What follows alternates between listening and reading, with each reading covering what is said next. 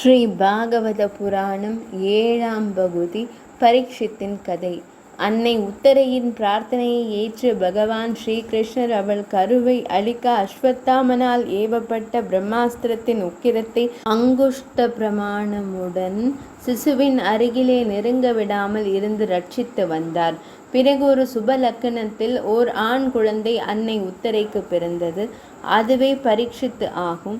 ஸ்ரீ மகாவிஷ்ணுவால் ரட்சிக்கப்பட்டு பிறந்த அந்த குழந்தைக்கு விஷ்ணுராதன் என்று பெயர் வைத்தனர். அக்குழந்தை தாயின் கருவில் கண்ட திவ்ய சுரூபி யார் என்று பரீட்சை செய்து கொண்டு இடைவிடாமல் அந்த பகவானையே சிந்தித்ததாலும் விஷ்ணுராதனுக்கு பரீட்சித் என்ற பெயர் ஏற்பட்டது.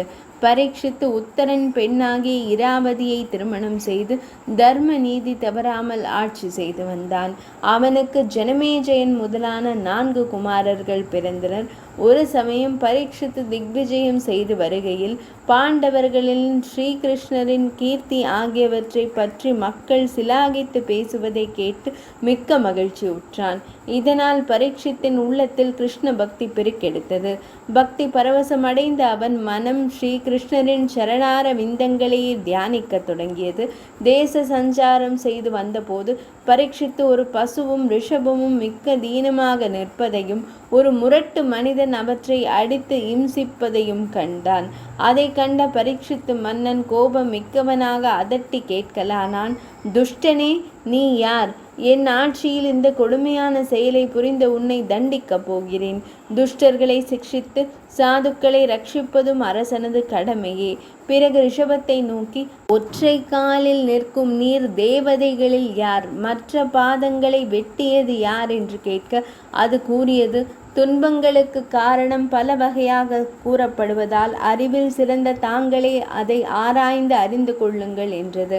அரசன் சிந்தித்து ரிஷபத்தை நோக்கி, நீர் தர்ம தேவதை ஆவீர். நீர் சத்தியம், தயை, தபம், ஆச்சாரம் என்னும் 4 பாதங்களுடன் கிருத யுகத்தில் சஞ்சரித்து வந்தீரல்லவா?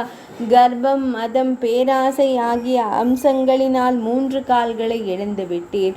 சத்தியம் எனும் ஒரே காலில் இப்போது நிற்கிறீர். அதையும் அசத்தியமே உருவான கலிபுருஷன் வெட்ட பார்க்கிறான் என்றார். பொறுமையே உருவமான பூமி தேவியே பசுவாக வந்திருக்கிறார்.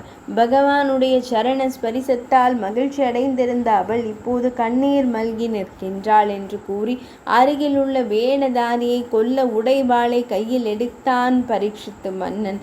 அது கண்ட முரட்டு கலிபுருஷன் பரீட்சித்தின் பாதங்களில் விழுந்து வணங்கினான். அப்போது பரீட்சித்து, அர்ஜுனன் புகழை பாதுகாத்து வரும் நான் சரணமடைந்தவரை கொல்வதில்லை. நீ கலகம், பொய், திருட்டு, கபடம் ஆகிய தீய குணங்கள் நிறைந்தவன். எனவே சத்தியம், தர்மம் நிறைந்த இந்த பிரம்ம வர்த்தத்தில் வசிக்க கூடாது என்று ஆணையிட அவன் தான் நிலையாக இருப்பதற்கான இடம் ஒன்று குறிப்பிட வேண்டினான்.